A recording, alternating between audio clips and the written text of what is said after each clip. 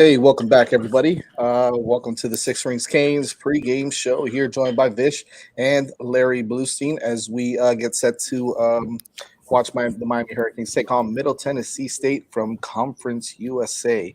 Um, Thank you guys for joining us. We've got a pretty cool show for you today. Blue will definitely go over, maybe if we can, some high school football stuff, as well as some big news in high school football, as some of the teams the last couple of days have really battled it out. You've got some nice visitors on campus today here for the game as well. We've got a visitor who was on campus yesterday, right? Big time wide receiver prospect that was here as well on an unofficial visit. So we've got a lot to cover today. But first, Blue, I kind of want to get your take on Middle Tennessee State, a little bit about what you know about them. I do know, if I'm not mistaken, I'm trying to look here because, there was an old South Miami graduate who played here for a while. I'm not sure if he's still on the team, but that's about as much as I know about Middle Tennessee State. What's your take on this Middle Tennessee State team over in they're 2-1 in Conference USA, and they're here. And look, I expect them to give us all they got as well. But at the same time, I expect Miami to thoroughly dominate this football game as well.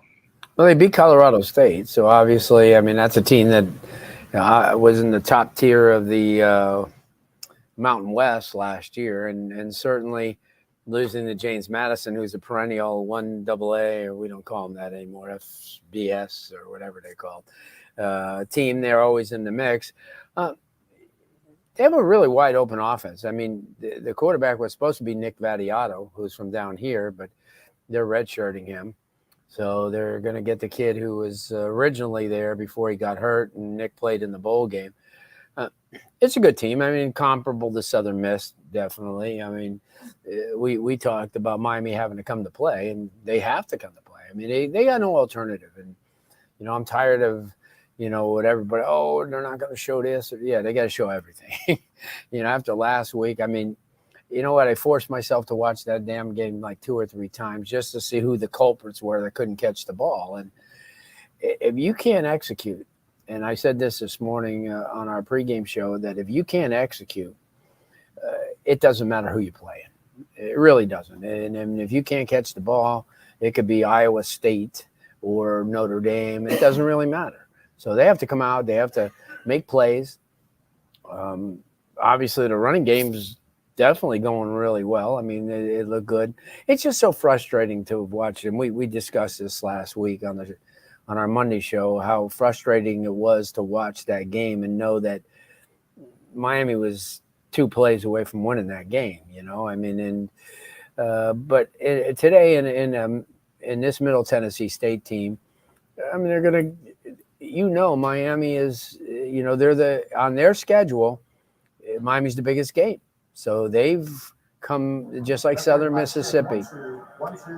They came out, and they're going to come out like we want Miami to come out with their hair on fire and play the game. But, I mean, they have playmakers. I mean, good wide receivers. They move the ball. They run that hurry up, too. So Miami has to be ready for that. So I don't take anything for granted, especially anymore. I mean, after playing a sluggish first half against Southern Mississippi and then last week, defensively, I can't say Miami's done a really good job. And, we point out the playmakers on defense.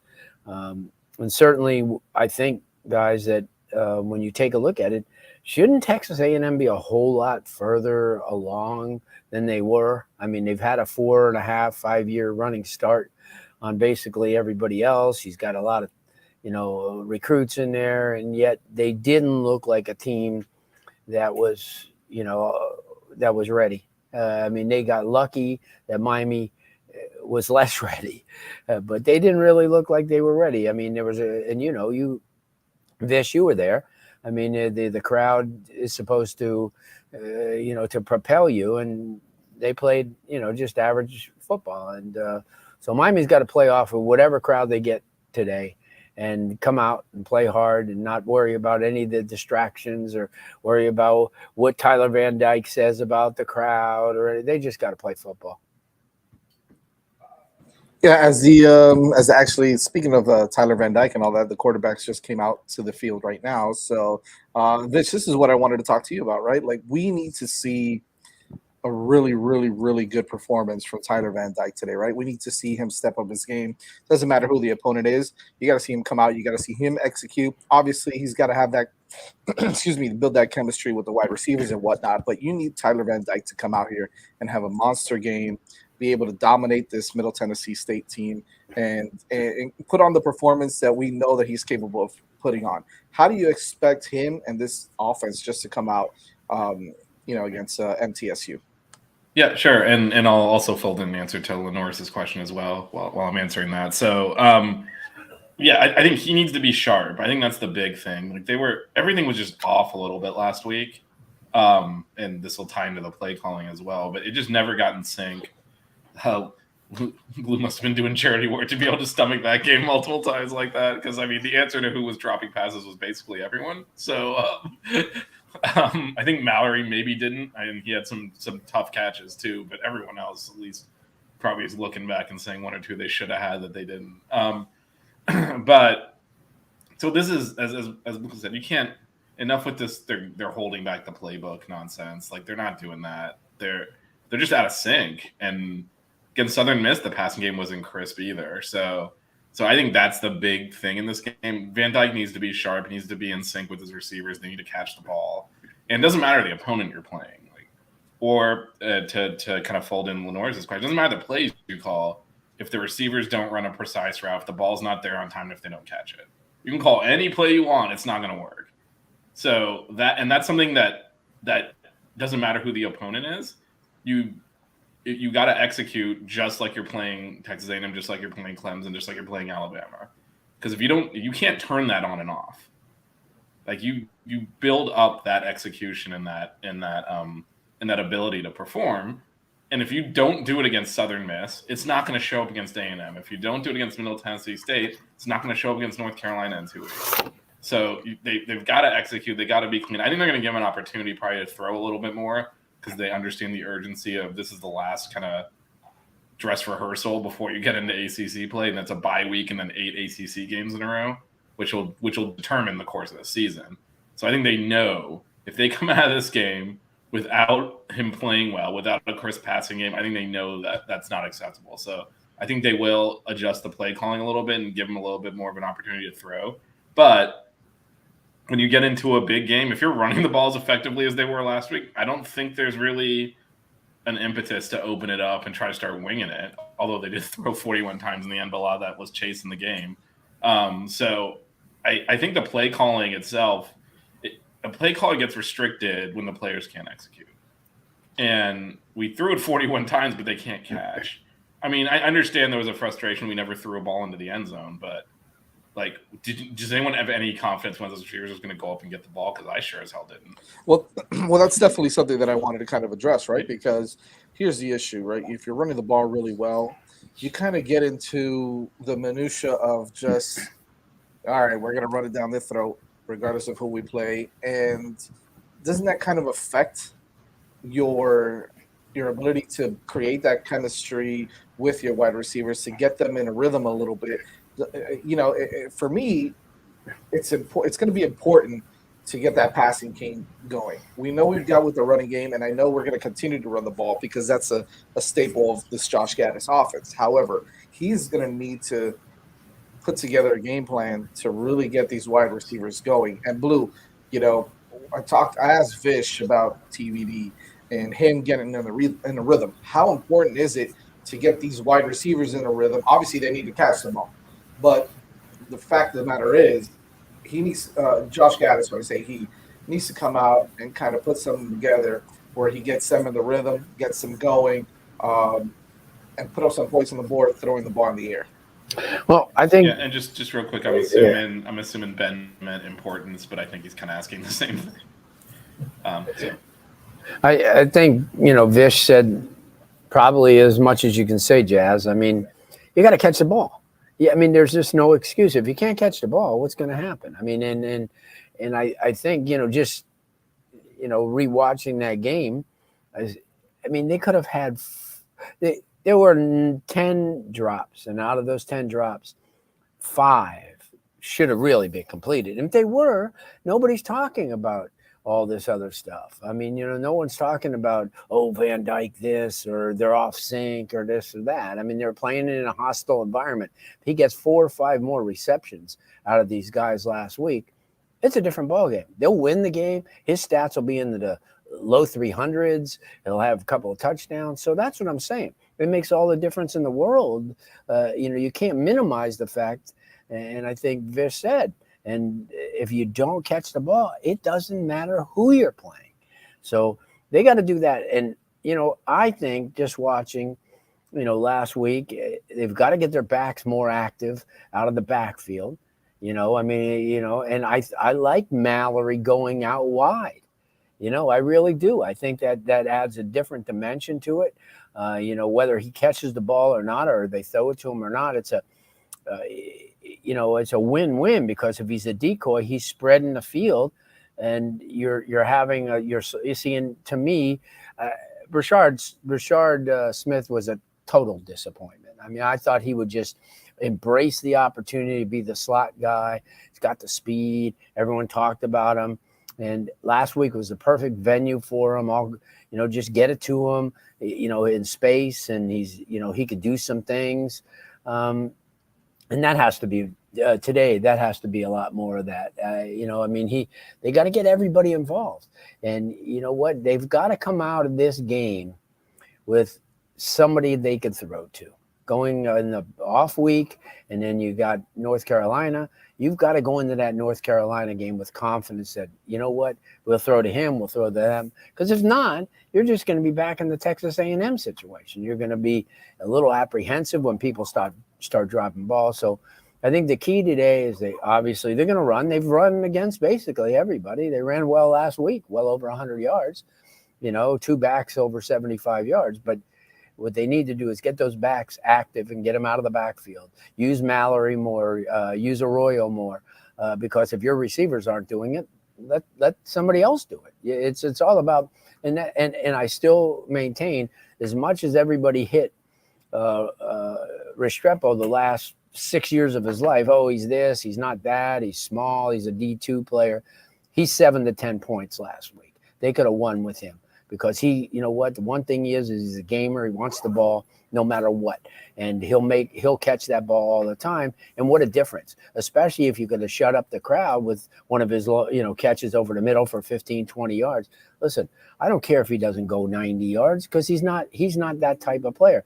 But he'll get you to the 20 yards and the 25 yards, especially in close. And not using Thad Franklin, too, kind of hurt, because I think Thad's one of those guys that he wears down, where Rooster and Parrish don't wear down the defense. He does. So why not run him on short yardage situation and put a lot of stress on the linebackers and on the defensive backs, and especially the safety?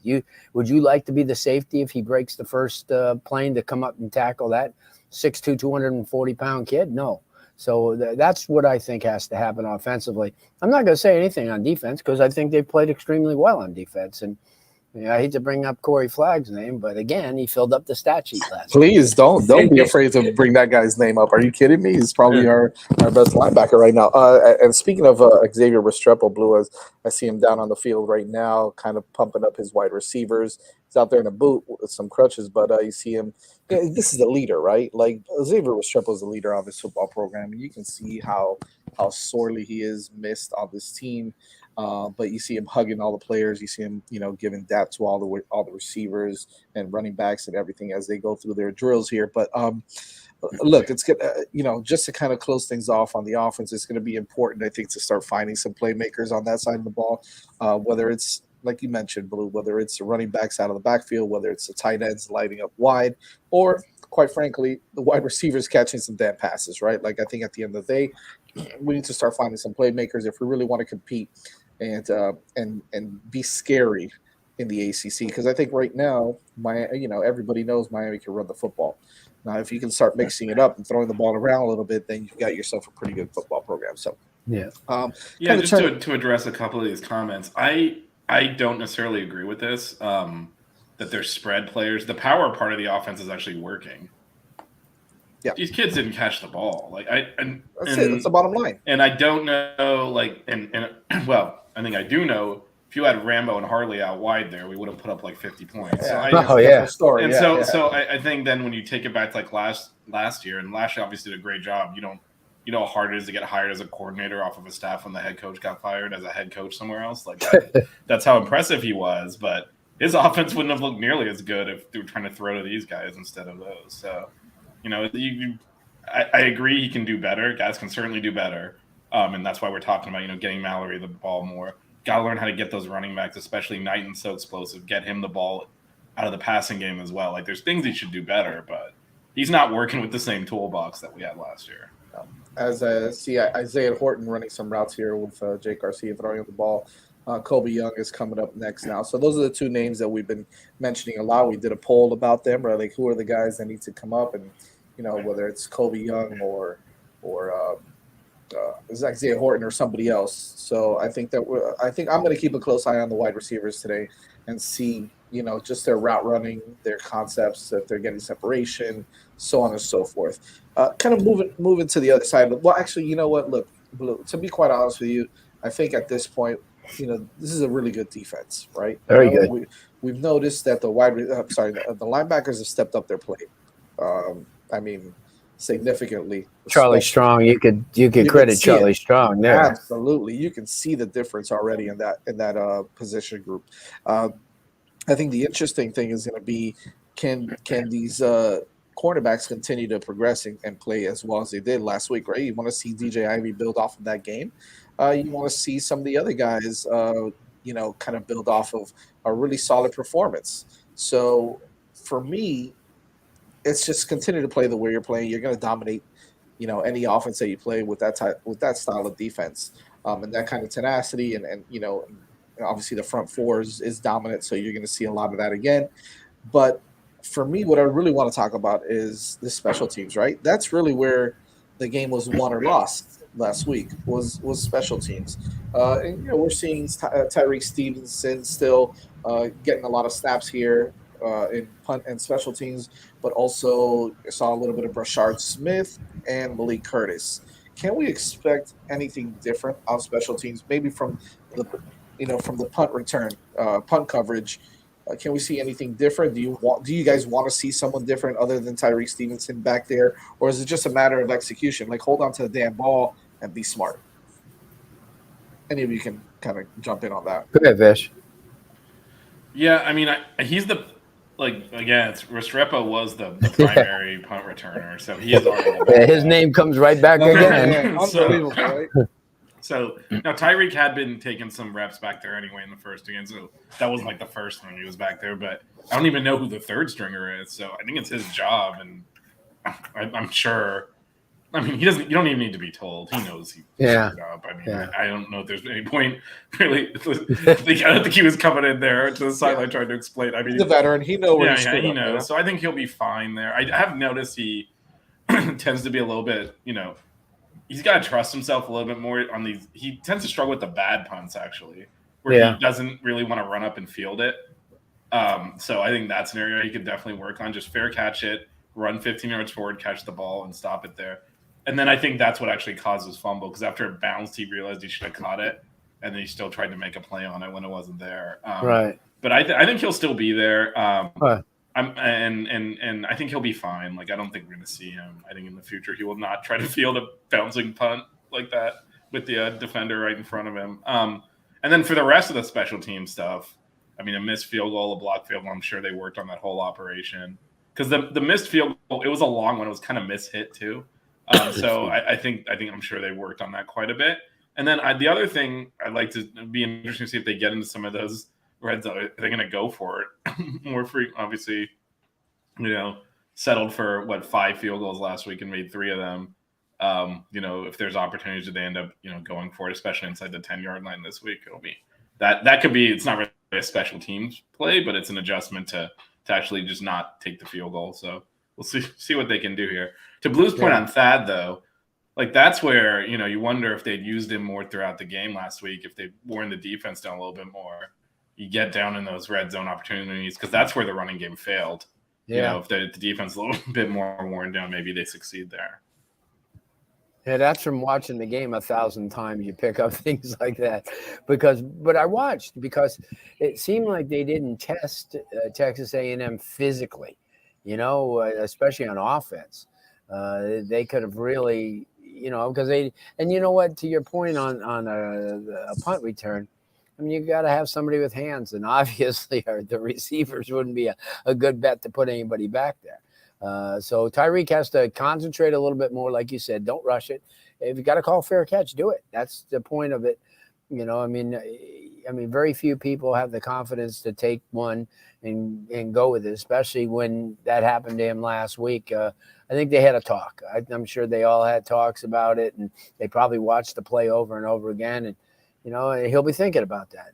Hopefully, he doesn't think about it while he's returning it or getting a return. I just think, because he's a great athlete. And why wouldn't you? He's got tremendous hands. It's just that his concentration was off and not at a good time.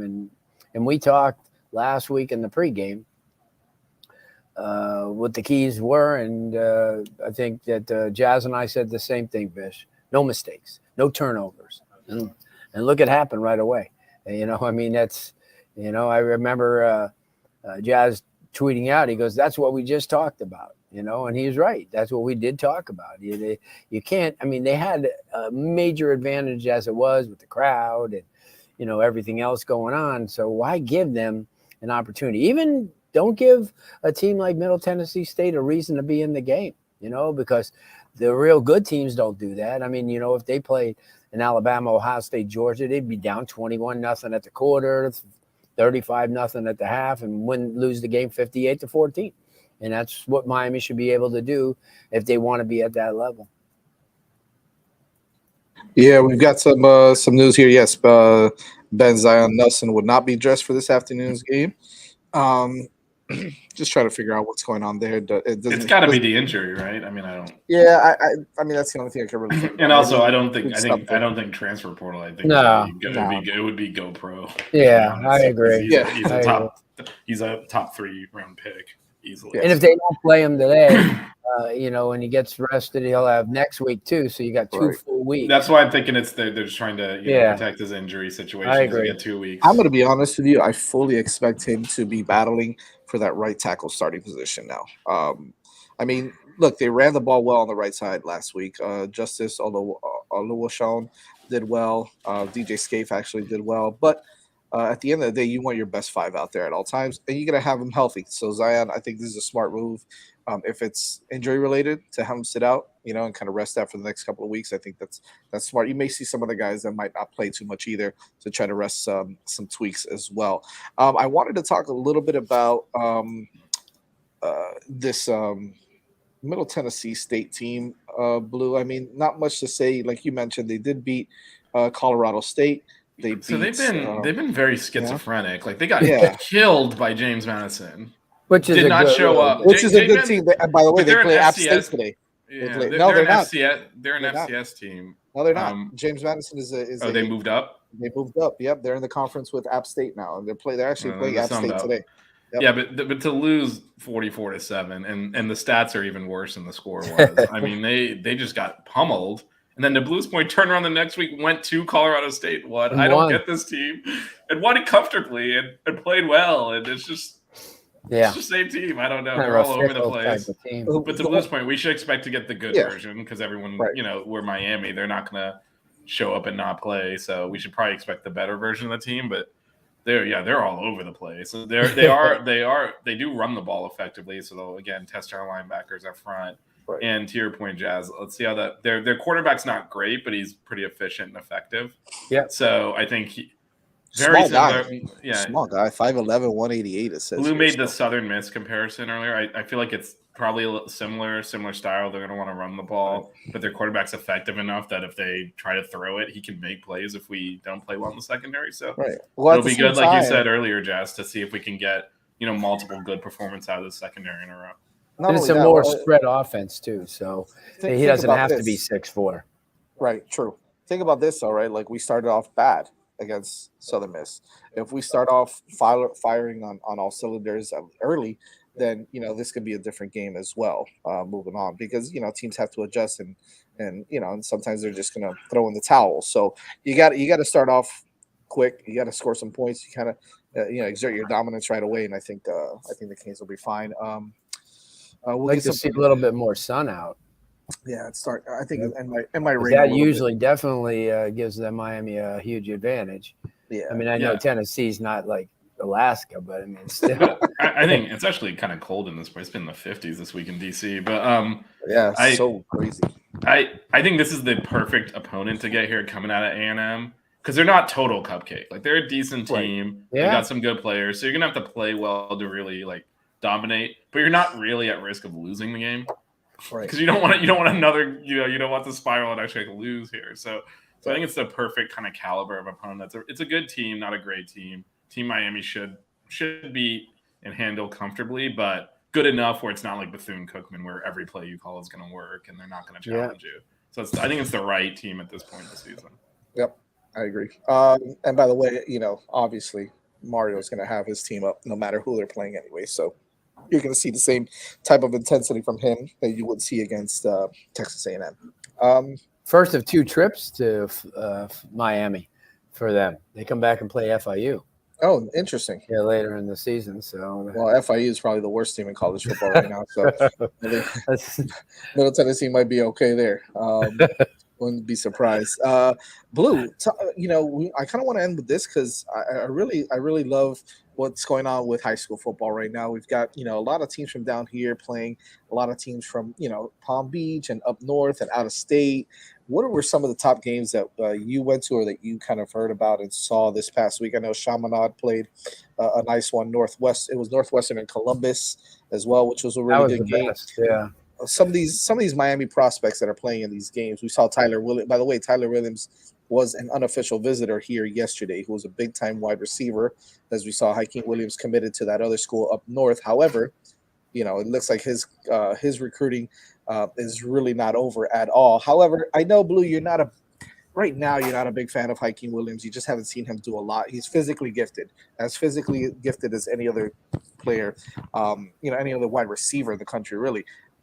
Talk to me about some of the guys that you did get a chance to see this week that perform really well, that are on Miami's radar, that you would say, damn, these guys are kind of must-gets, or we need to go after these guys really hard. Well, you know what? When you take a look at like the Columbus Northwestern game, I mean, and Columbus has some kids. I mean, if they're happy with a guy like Restrepo, who's Jose Leon, I know you're going to say it. Yeah, exactly. There's a guy right there. Awesome. That kid catches the ball. He runs a 4.49, so that's a little bit faster than Xavier.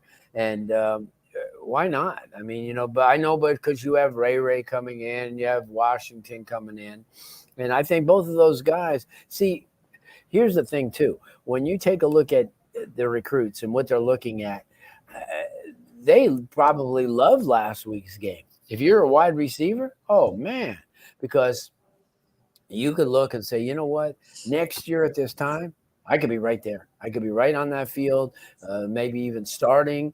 And you see, that's the thing about recruiting. People always think, well, if they don't play well, then the kids will say, oh, no, I'd much rather go somewhere else. Why? Why would you go somewhere else where, like Ohio State? And I've said this over and over again. Brandon Innes would be better at Miami than he at Ohio State, at least for the first 2 years, because of the fact that he walks into Ohio State and they got Marvin Harrison's son, they got Tate, they got 2-3 other guys that are going to transfer in. He comes to Miami and he's a hometown hero because this is a guy that can play this game. And, they're probably not going to get Fletcher, and that's a given because, when they played Chaminade a week ago, Brian Hartline from Ohio State was there showing him love, and okay, I can understand that. He's a big time back. He's going to be, but to me, I would really pull out all stops on Brandon Innes because I think that's a kid who is your wide receiver one.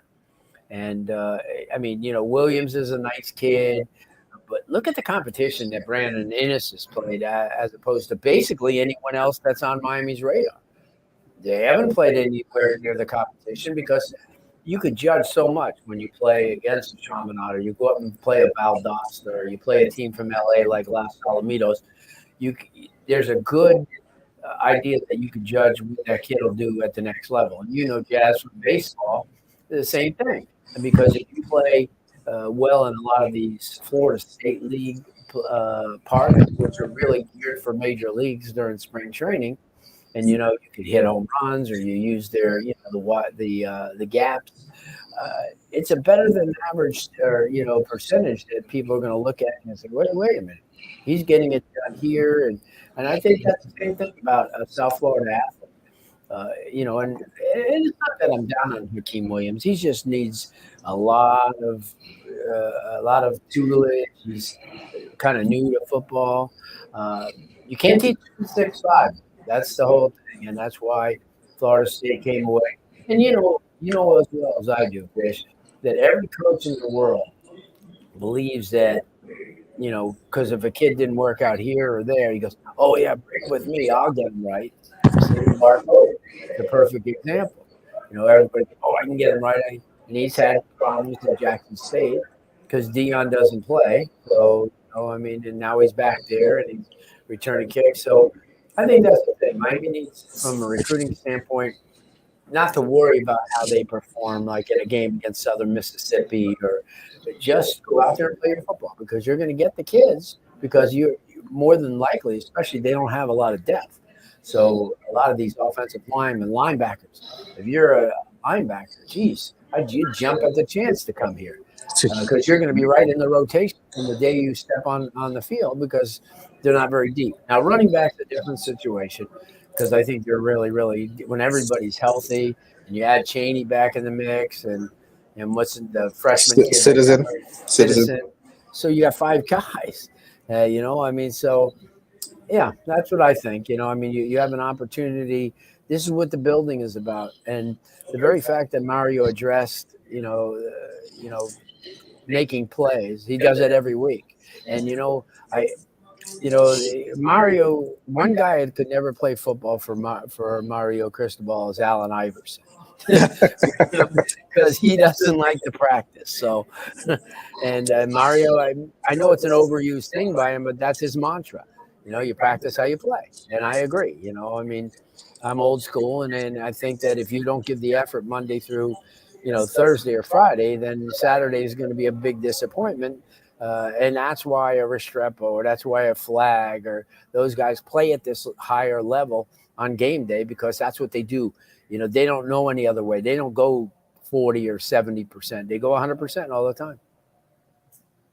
Real quick, a couple of other names that I want to throw out there real quick. Jeremiah Smith is a big-time wide receiver who Miami is hard on. He's probably one of the best wide receivers as well. Edwin Joseph is another big-time player over there at Chaminade. You mentioned Brandon Ennis. Ray Joseph went for 230 all-purpose yards, I believe, last night. Yeah, they played up in Tallahassee against Rickards. Okay. I don't know how good Rickards is, but you probably not as good as they have been. And then of course, we mentioned Jose Leon, a lot of people under the radar kid right now. And obviously, I'm sure, I guarantee you Miami knows about him, especially if they're from Columbus, right? He's a kid, Hispanic kid, kind of. I know everybody kind of says that they remind him of Xavier Restrepo, but I don't really want to use that. No. He's a little bit bigger. He's a little bit faster. I can see that, right? He can play that slot receiver spot, but he's a gamer. A nice comparison to him, maybe not as fast, but a nice comparison to him. I would probably say Sonoris Moss is maybe a guy that I can see. That type of player. He's got hands for days. Yes, he does. He's got hands for days. He can separate. Runs great patterns too. Runs really good patterns. He's the kind of kid that I could see come in here and really surprise some people. So of course you've got some of the other guys that Miami is looking at as well. But at linebacker, I really like that kid TJ Capers. He is special. He is a special. But these are juniors, so that he's a junior. You're right. A while to work with him. But Leon, who's a junior too. Right. Frank Tucker from Keynes County wrote about him, and he mentioned him a couple of times this year after the Tampa Jesuit game, and then again the other night. And it's like he and Edwin don't get that that star status attention, but they need to because they're playmakers. Again, that's where Mario Cristobal differs from a lot of these coaches. He wants somebody who's going to be, that's going to produce. And, you could look all good and dressed the part and have all the little everything going, but if you can't produce on the field, it's not a good look. Is it raining? I don't think so. I don't think just yet, but it's not pretty outside. That's for sure. No, that's a shame too, because I was hoping that they'd have like 95, 96 degrees with 200% humidity, just so we could welcome them to town. Well, I kind of feel like we might get some rain here. Let's go with our predictions. We hate to do this, but we got to do it. It's just pregame. real quick. This is tied at 35, which he corrected. But yeah, Clemson not 59 nothing. No, and tied not at 35. Yeah, and Clemson and Wake Forest are just trading touchdowns back and forth. There's no defense. Wow, good defense for Clemson. Yeah. Sam Hartman has 5 touchdown passes. They're driving again now. He's a real deal, man. He's a real deal. So that one, they're going back and forth. But Clemson's offense is keeping up with them, so maybe a different Clemson team this year. Yeah, we'll see. Vish, what do you got? What's your prediction for this game, man? Oh, 57, of course. No. So I don't have a specific score. I think they'll cover, but barely. The spread's 25.5, and I think because they're not going to if you look at the end, especially the fourth quarter against Southern Miss, they really shut it down. It was a lot of runs in the middle of the line. I think they're going to keep throwing because I think they have to. They got to get that passing game as sharp as possible. I think TV will play a lot. And so even when they, get up by 20 and you normally kind of start shutting it down, and that's where you run into issues. So I think they'll just continue to push because this passing game has got to get fixed. And so I think they'll probably win by about 30, but it'll be closer than that score. I think it'll just be, over time, build that margin out versus up by 40 at the half. And, you got the third stringers in. I don't think it's that type of game. Yeah. Blue, what do you got? 41-17. Okay. I was going to go about 38-13. So, yeah, I can see that. It's going to be fun to watch. We'll see how they come out and they execute. Yeah, some other big games tonight, right? USC is playing Pitt. How about that? That should be an interesting game. Yeah. I didn't know they were playing each other. And we'll make sure we'll keep an eye on some of the stuff in the ACC for you. Make sure you keep it locked here. After game day, we'll have the post-game show as well with Vish, myself for a little bit, and Danny Gillette as well. You'll get them on the post-game show, and we will also cover the press conference after the game with Coach Cristobal and the rest of the team.